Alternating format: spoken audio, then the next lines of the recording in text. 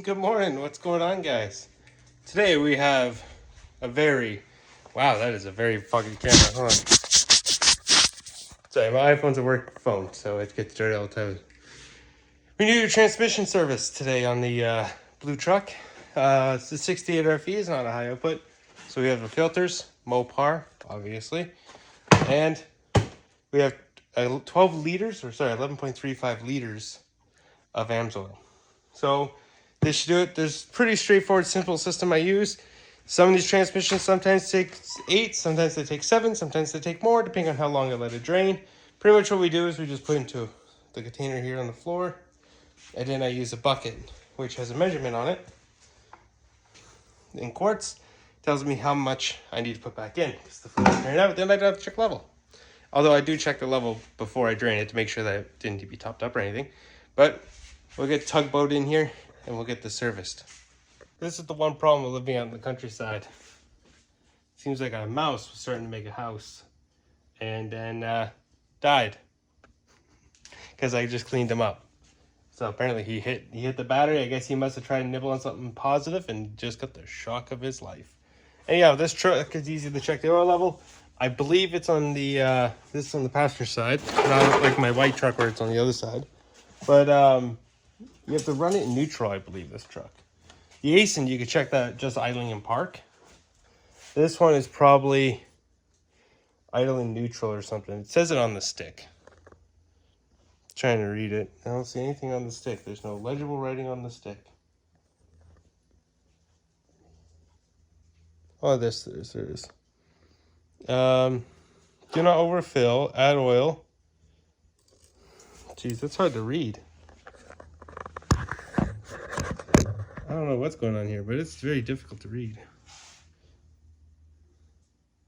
Idle in neutral to check level. So we'll do that.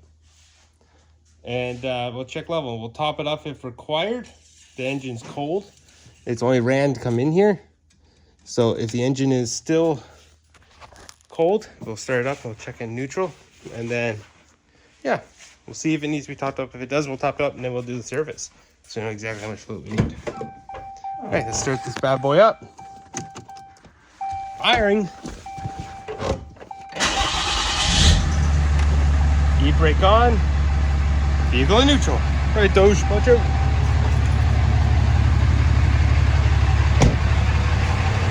Let's see how bad this is.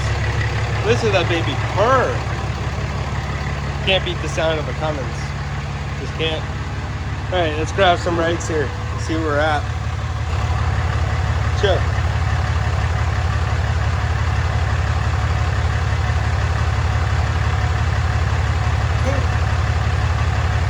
right. Let's check it.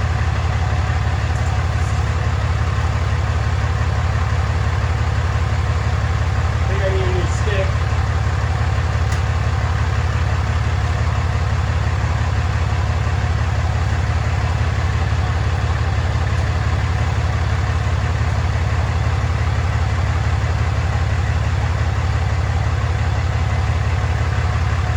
Looks like we're good. He's got the halfway up. It's already 35 degrees here, so it's already half temp, so it's halfway up the stick.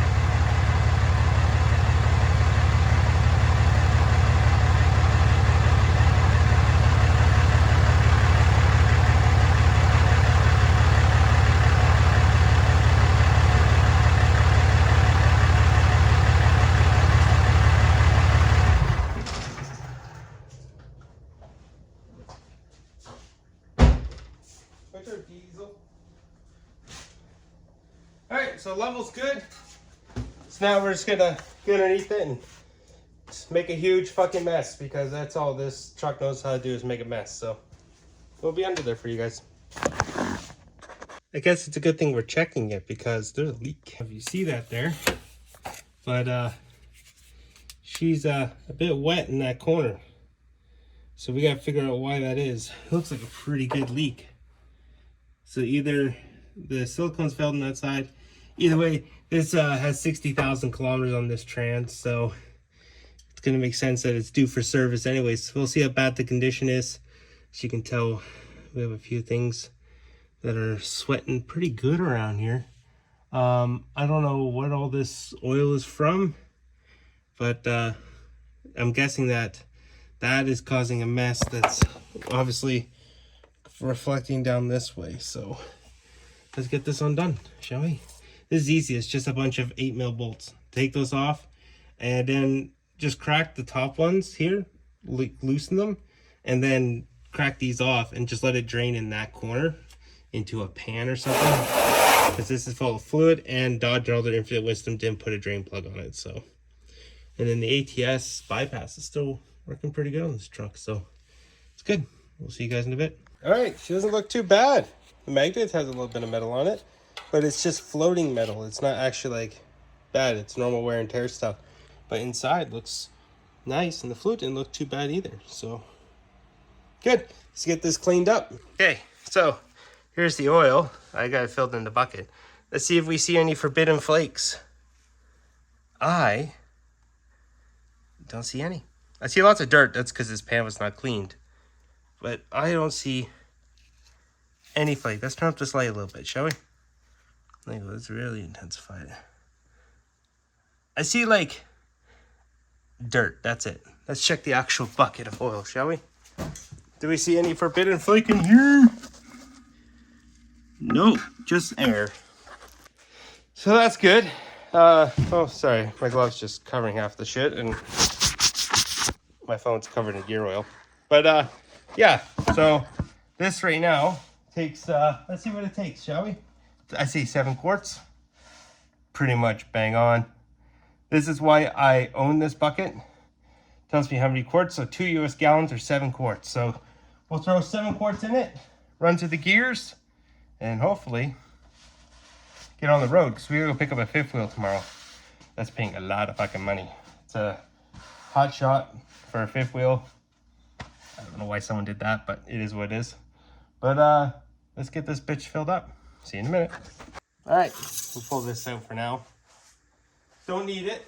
Let's grab our oil. So we need 7 quarts of AMSOIL ATF. I have a commercial account with AMSOIL because that's all I use in my trucks. I know it sounds fancy to say that, but it's true. So yeah, it's if you're getting in the hot shot, get yourself a commercial account with AMSOIL, and you'll appreciate it later down the road. Even though you don't have to run AMSOIL stuff, you get better mileage and better protection. I know it sounds like I'm an AMSOIL commercial, but it is true.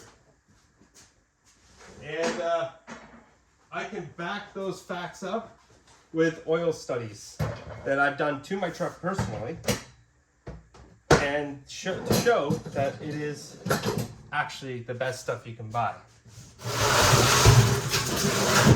Sorry, I gotta move some stuff here. I has found me funnel. It's over here. Now, this is one of those old school ones where you have to fill it up to the dipstick tube. It's not one of those new ones where you have to pump in a special line and no secret sauce and speak Morse code and have $20,000 worth of computer software to reset the light. This is very old school. It's why I like Dodge trucks. And it will more likely be the reason why I stay driving Dodge trucks for the foreseeable future. I looked at one of those new Fords the other day, the high outputs, and was not impressed. Impressed with the power, absolutely, but not impressed with the amount of bullshit that's involved with getting one of those. So pretty much you just fill it up. It takes a while, by the way. So 7 of these bags will fill this transmission up. And yeah, I know some of you are thinking, why you got the bags? It's just whatever. I just order it, whatever it is, and the bags normally I get a better price on than the actual containers itself. I can actually show you the back end. So because I'm technically an AMSOIL dealer now, I applied for a commercial account, so I have access to the back end, so I can see what the cost is and what I should sell it at and all that kind of stuff. So I don't know if like they made me accidentally a dealer account or something. I don't know. But I know I can set up other accounts, so But we'll fill this up. 7 whole quarts, so 7 bags. And then we'll run through the gears. For those who might want to know, yes, my truck is fully deleted, including the CCV system. I just did my buddy's truck, actually, a 5th gen. And his DEF, or not DEF, well, his DEF injector did crystallize, which is common in those trucks, which is why I hate the emission system. I will tell you right now, I know that the EPA watches my videos because they sent me a letter, and I laughed in Canadian. I told them they had no authority here, but they thought they could send me, well, not a letter, an email, and because they see the DOT numbers on the truck sometimes, and they recognize, well, either way, they know the truck, and they sent me a letter saying I have to put the emission system back on. I laughed in Canadian because we're behind on the rules here, so we don't need it. BC, where I'm currently at, has a big issue with DEF and all that deletes and stuff like California does. But since I'm not technically from this province, I'm not a primary resident of this province, I don't have to abide to their stupid, retarded laws. So I have a fully deleted truck. When I say fully deleted, I mean fully deleted. Not self-deletes, not semi-deleted, not EGR still installed kind of delete. I mean full-on delete. So the truck is straight piped with a 4-inch pipe, and emissions, like all of it's gone. Every single inch of it. Turbo only breathes fresh air. CCV is also deleted.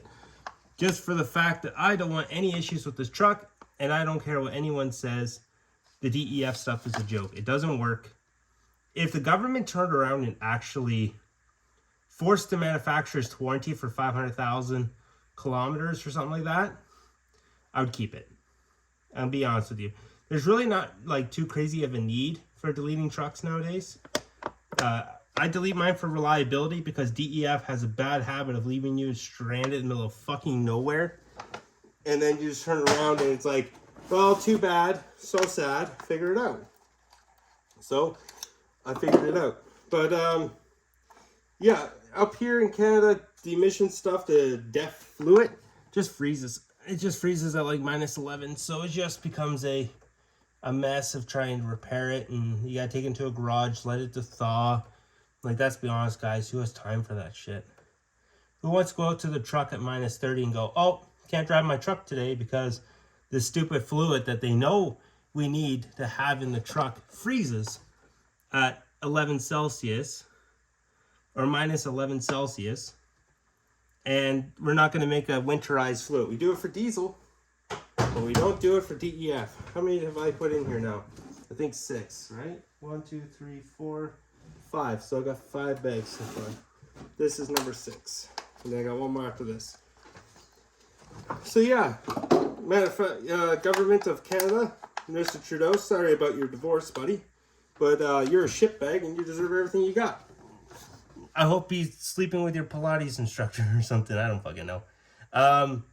If you want people to run emissions, force the manufacturers to warranty it for 500,000 kilometers or 350,000 miles. Or whatever the conversion is for miles. Because if you do that, watch how quickly the manufacturers start getting their shit together. Because they're just half-ass bandaging the problem, right? I know it's Cummins and Duramax and Ford. I know Dodge doesn't actually make their own engine. They just use Cummins, which is still a good move in their part. But yeah, if you force the manufacturer to warranty the fucking emission system for 500,000 K, I'd keep it. Because then I don't have to pay a dime to fix it. And that's just how it should be. You demand it, you pay for it. Doesn't save the environment. Anyone who thinks it does is just retarded. It's like those guys who drive EVs who think like plugging into a fucking power, like into an outlet. It's like, I'm saving the environment as a natural gas plant fires up that charges car.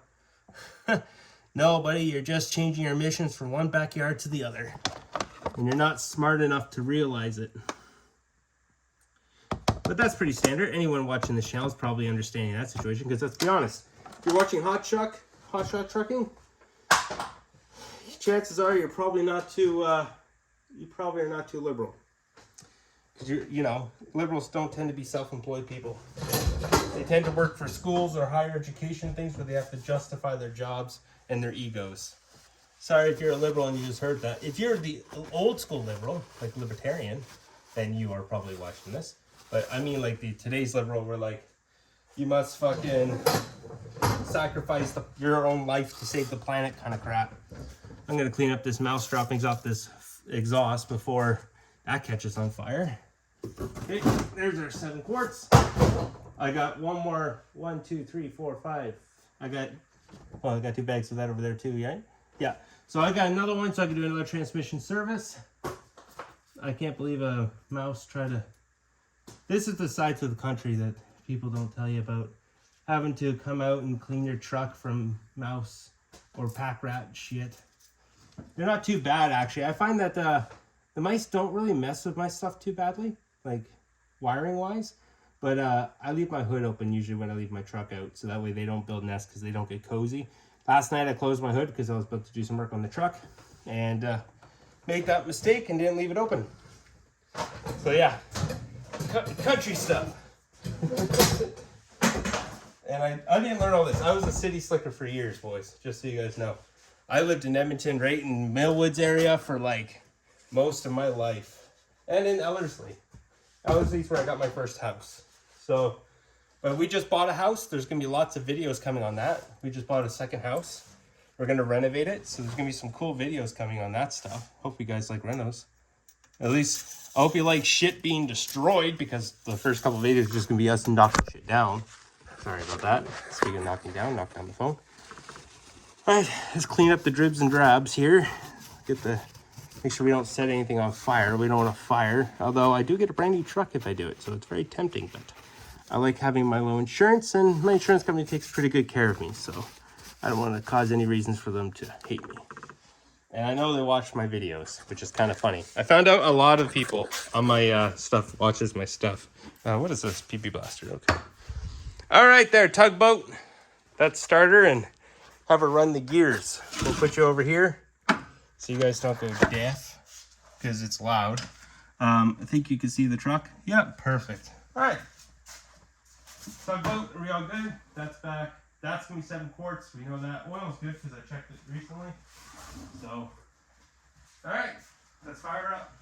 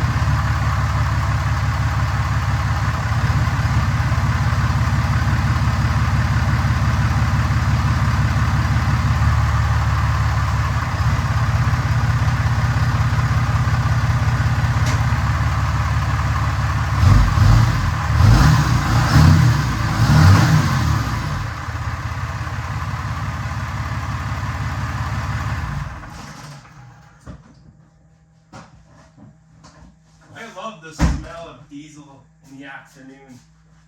Everything grabbed good. Transmission pressure. I have a pressure gauge in the truck, so it tells me what the transmission pressures are. We're sitting around 180, 190. So the tune is doing its thing because the tranny in this is tuned. It's a 68 RFE. It's not the good trans, but it's also not a bad trans. I'll be honest with you, I've had really good luck with the 68 RFE. I haven't really had too many issues with it. So pretty happy with it. By the way, if you're hearing the humming noise, that's this headlight. Don't know why. I've called GTR Lighting and they're sending me a new set here next week. I informed them that it's making some noise, sent them a video, and they're like, well, that's weird. So I checked the light. They thought maybe something was touching it, but there's nothing touching it, so I don't know what's going on with it. But hope you guys enjoy servicing the transmission. If you want to see more maintenance videos, let me know, because we do a lot of fucking maintenance. And I know that you guys probably like, well, we didn't see you take the pan off or the filters or any of that crap. That's because it's a pain in the ass. and it's a mess. I've got a new pan coming soon. I ordered a ATS pan for a deep pan, whatever the fuck it is. And then we got a couple more modifications for the truck. We're at 310,000 kilometers on this truck. I bought it in October at 156,000. So I put on another 160-ish, maybe 150-something thousand kilometers on this truck. But she's been good. She's been loyal. This is Tugboat, if you haven't met her yet. Sooty is the white truck that you guys see in the other videos. And yeah, I think the next major service on this one is going to be, we're going to have to do the front diff before the winter. I doubt the fluid's even due. But just to get it, we got to do our winter prep because we're coming in the winter here in a couple months. I know for you guys, you're like, what? A couple of months? That's far away. Not in the hot shot world. Time flies in our lifetime. But yeah, hope you guys enjoyed the video. Don't forget to comment, like, and subscribe. And if you have any questions you wish to ask, there's an email on the main page of the YouTube channel. It's CanadianHotshotting@gmail.com. You can ask me questions there if you want to know what's going on, like how you can get in contact with us and things like that. There's no phone number, and maybe in the future we will, but right now I currently don't put up my phone number on the YouTube video. But you can contact us via email on the main page of the YouTube channel. I do have the email there, so if you have any questions, don't forget to ask. Anything we use today will be in the link down below. And yeah, hope you guys enjoy yourself and have a good weekend. Bye-bye. Or I guess weekday. It's Wednesday. My weekend, but yeah.